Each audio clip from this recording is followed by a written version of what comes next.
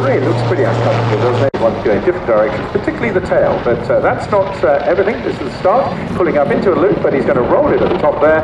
And that is the Army Eagles version of a half Cuban. Again, a most unusual position to see a helicopter in. It's all thanks to what we call the semi-rigid titanium head, a trait to have. Pulling up now into what is a fairly tight 270 wing over. It's a variation on what we like to refer to as the eagle roll. The eagle, of course, being the trademark emblem of Army aviation.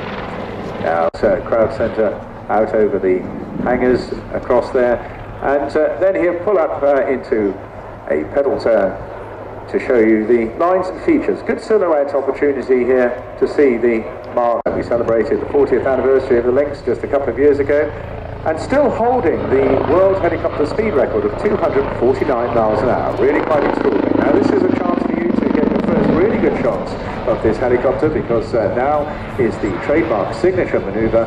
Yes, Alex is now checking T's and P's. Eddie is getting ready. He's going to put a quick squeeze on there. Stand by for the first example of the backflip.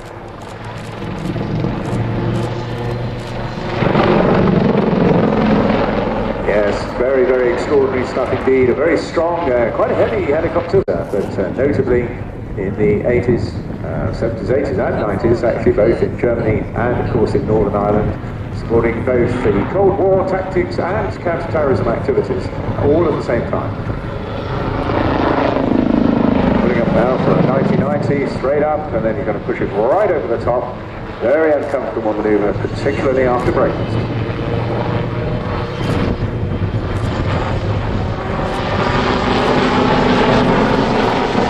The uprated Mark 9 Alphas, already very busy in Afghanistan. They, of course, already been converted until it finally goes out of service. And within the next year, the entire Lynx fleet will be relocating, making its move down to Yeovilton, and then all the crews will be converted onto the brand new Wildcat, an example of which you can see in the static park. Feel of a Lynx, but it is pretty well a 9% brand new helicopter. The only elements remaining similar to the current range of Lynx helicopters are the hub itself, the rotor hub and the blades. Everything else has been redesigned, and particularly the tailplane configuration. But of course just with their normal reconnaissance sensors forming a key part of the aviation reconnaissance force. Air Corps is of course has experience in the past with this helicopter with the fitting of the tow missile used during Gulf War in 90 and 91. But once the helicopter came into service, of course, rendering that system obsolete. The administration and management of our very, very busy training regiment, which provides all the support crew, the essential ground crew, to keep these machines in the air. So neat tail up, reverse transition there, and a 180. We reposition now the left hand.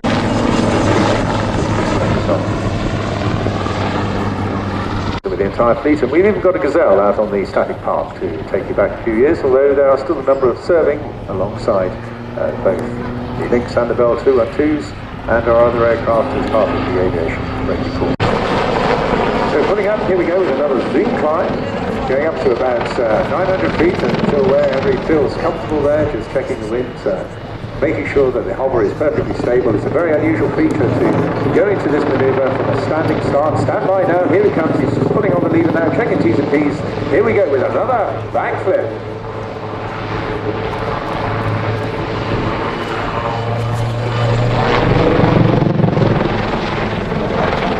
To explore with the Wildcat, certain maneuvers, nonetheless the cost involved is prohibitive, and I think probably the next year may well be the last year that we see the Army Air Corps.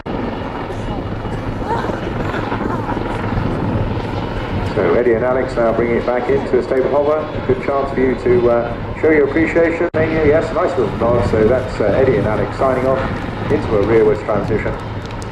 And I suspect, given some of the technical issues they've had this weekend, they'll be winging it straight back to Middle Wallow.